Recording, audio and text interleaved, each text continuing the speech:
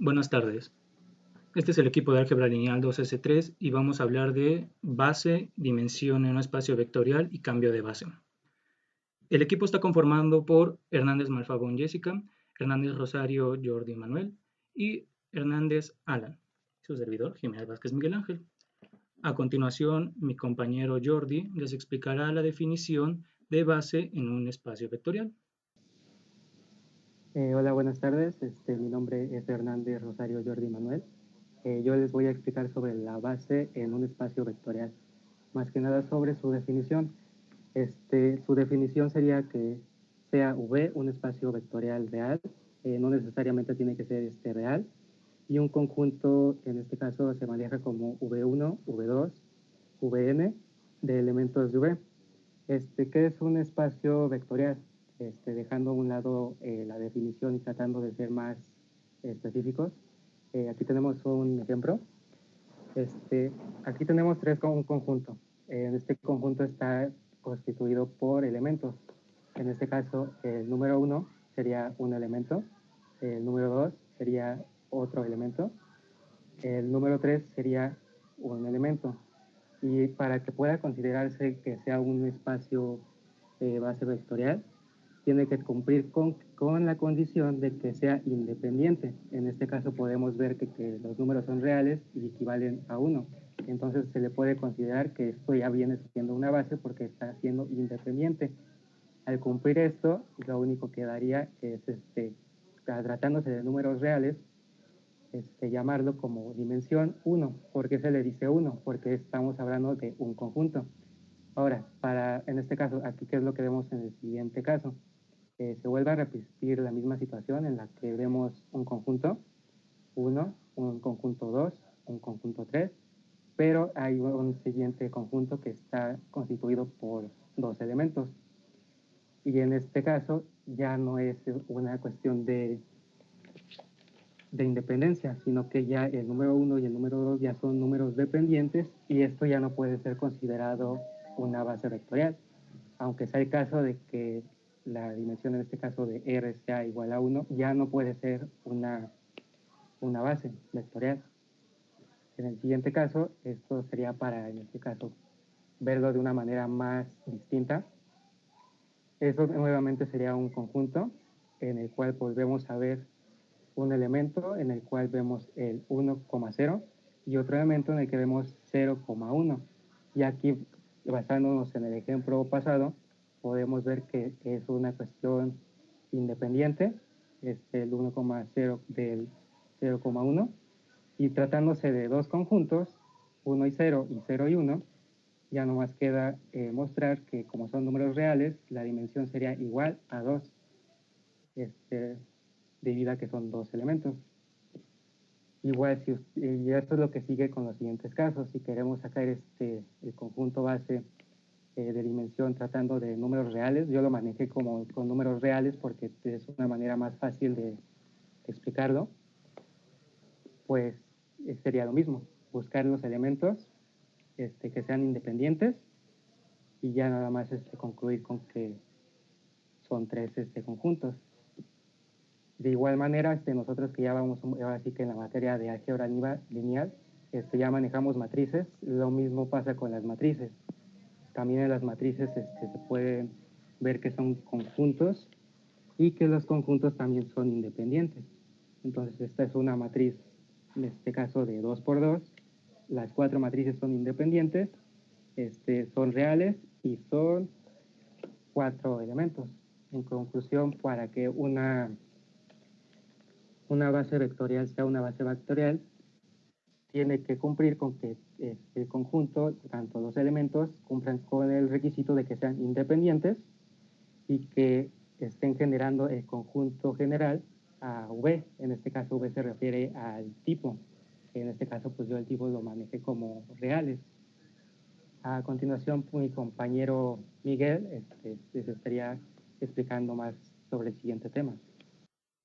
Bueno, yo soy Jiménez Vázquez Miguel Ángel y una vez que hayamos comprendido los conceptos de base, podemos pasar a la definición de lo que viene siendo una dimensión. Bueno, ¿qué es dimensión? Si nosotros lo llevamos al tema en general de nuestras vidas diarias, podemos reconocerlo como aquellos objetos que tendrán tanto su ancho, largo y profundidad. A esto determinamos como la tercera dimensión, que es en la que vivimos. Ahora, cuando nosotros hablemos de vectores, vamos a siempre imaginarnos un plano cartesiano, ¿de acuerdo? Un plano cartesiano donde vamos a identificar coordenadas. A continuación les mostraré algunos ejemplos más gráficos de lo que vienen siendo cada uno de estos vectores y sus respectivas bases, tal como lo mostrará mi compañero. Tal y como podemos observar en esta imagen, nosotros podemos identificar nuestros vectores como un plano cartesiano, nuestros ejes Y, X y Z, largo, ancho y profundidad. ¿Ok? Ahora, ¿qué van a ser las dimensiones? Las dimensiones van a ser la cantidad de vectores dentro de una base. ¿Ok? Siendo un poquito más formales o exquisitos según el caso, podemos distinguir que las dimensiones van a ser los cardinales. ¿De acuerdo? En este caso también entrarán las dimensiones de un subespacio vectorial. Esto es un poco más avanzado, pero se relacionan con el espacio vectorial. Ahora no nos adentraremos mucho en este concepto, pero es necesario comprender esto. ¿Por qué? Bueno, cuando nosotros tenemos una dimensión, que como ya dijimos son el número de vectores, para calcular el subespacio vamos a tener que restarle el número de vectores a nuestra dimensión. ¿De acuerdo? Ahora, gráficamente, cada uno de estas bases van a ser planos, planos que pueden estar representados en este plano cartesiano. Valga la redundancia, cada uno de ellos puede llegar a ser infinito, pero con una pequeña restricción. Como se puede notar en la siguiente imagen, vemos que hay diferentes tipos de planos, dimensión 2, dimensión 3 y dimensión 4, pero por el momento vamos a quedarnos con estas tres primeras. ¿Por qué distinguimos que la primera es una de dimensión 2? Bueno, porque si vemos de nuestro vector A a G y luego de G a B, distinguimos que solamente tiene un largo y un ancho. En el siguiente, aparte de agregar nuestro vector número C y nuestro vector número G, podemos distinguir que tiene una cierta profundidad. A esto lo llamamos una tercera dimensión. ¿De acuerdo? En el caso de A, C y D, podemos distinguir que se pueden demostrar el ancho, largo y profundidad, pero como tal, cada uno de ellos va a estar definido por el número de vectores. Ahora, cuando querramos distinguir cada uno de ellos, vamos a tener que hablar del espacio vectorial. Es por eso que a continuación mi compañero Alan les explicará un poco más a detalle este concepto. Buenas tardes, mi nombre es Alan y yo les hablaré sobre lo que es un espacio vectorial. Un espacio vectorial, mejor representado como mis compañeros lo habían mencionado con V, está compuesto por varios vectores. Estos vectores se encuentran dentro de un espacio y los podemos denominar con variables, que en este caso serían vectores, ya sea X, Y y los más comunes y más usados, que serían U y V. Bueno, el espacio vectorial se define por dos operaciones básicas, las cuales son la suma, que se haría de la siguiente manera, que es muy simple, que sería un vector más otro vector, nos daría un tercer vector, el cual debe de estar dentro del mismo espacio vectorial. Si no cumple con estas características y se encuentra dentro de otro espacio y es un vector distinto al que podría ser el resultado, no sería la suma correcta de un espacio vectorial. Y bueno, para más grandes rasgos, esta sería la fórmula y nos dice que si X es parte de un vector y Y es parte del mismo vector, entonces X más Y cumplen con estar dentro de ese vector. La otra operación que define este espacio vectorial sería el producto por escalar, el cual nos dice que para todo vector U y para todo vector alfa, que en este caso alfa sería el escalar, nos daría como resultado alfa por u, el mismo vector.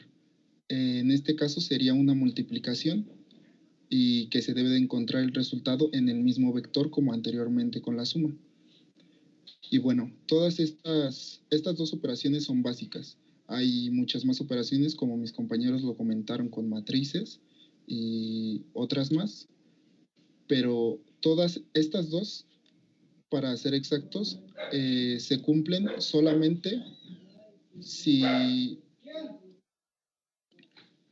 cumplen con las siguientes características, las cuales serían asociativa, conmutativa, elemento neutro, elemento opuesto, pseudoasociativa, distributiva y unimodular, las cuales aquí tienen las fórmulas y pues esas dos operaciones serían las más simples para...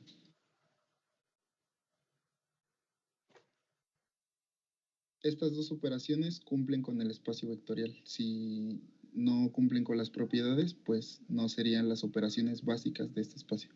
Y pues bueno, a continuación los dejo con mi compañera Jessica, que les hablará un poco más sobre el tema. Hola, yo soy Jessica. A mí me tocó hablar sobre cambio de base. Un cambio de base se define como una aplicación lineal que permite relacionarse entre sí entre las coordenadas de un espacio vectorial, expresadas respecto a dos bases distintas. Esta definición depende a su vez del concepto de base de álgebra. Se caracteriza como un conjunto de elementos linealmente independientes entre sí que construyen un sistema generado del espacio vectorial al que se permite.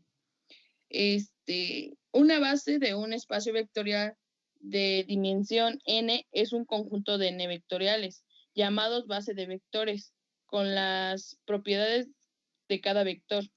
A continuación voy a enseñar una imagen. La primera imagen. Esa imagen representa una combinación lineal de un conjunto básico de vectores. El violeta permite obtener nuevos vectores. El rojo, si son linealmente independientes, forman un nuevo conjunto de base. La combinación es lineares que es el primer conjunto con el segundo o un tipo de aplicación lineal denominado como cambio de base. En la segunda imagen, el mismo vector representa por dos bases, que son las flechas moradas y las flechas rojas. Aunque el símbolo R que se utiliza a la continuación, que puede interpretarse como el cambio de números reales, los resultados son válidos si R se representa por cualquier otro campo de F.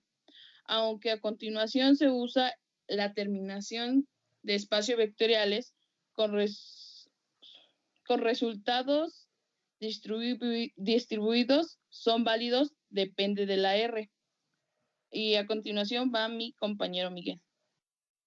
Bien, una vez comprendidos los conceptos generales de base, dimensión y el espacio vectorial, nosotros podemos determinar que podemos cambiar diferentes tipos de bases. Al saber que son infinitas, podemos determinar que los vectores no dejan de cambiar su posición. Su posición siempre va a estar en el mismo lugar, nunca se va a ver vista alterada, pero sí la podemos ver con otros valores. ¿A qué me refiero con esto? Bueno, si nosotros nos referimos a un plano cartesiano común y corriente de, por ejemplo, 3×4, podemos darle esas mismas coordenadas, pero los vectores van a ir cambiando según la base que le pongamos, ya que pueden estar un poquito más inclinadas o más estrechas.